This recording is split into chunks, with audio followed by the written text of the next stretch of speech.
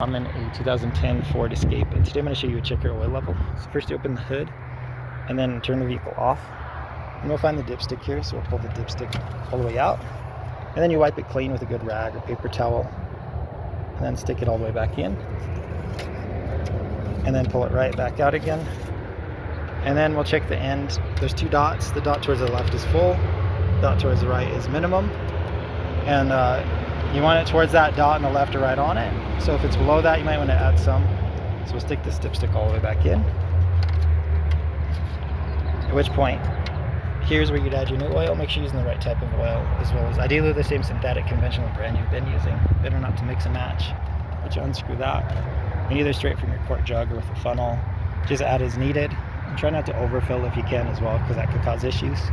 Let's screw this on nice and tight. And then start the vehicle and run it for like 5 seconds or so to circulate the new oil.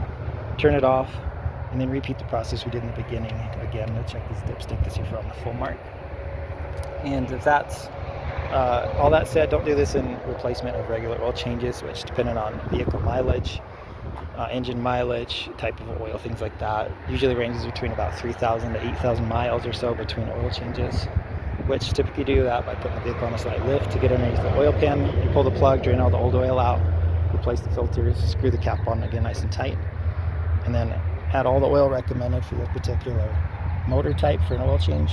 Screw this all nice and tight again, and then again start the motor for like 5 seconds to circulate the new oil, turn it off, and then once again check your oil level with this dipstick.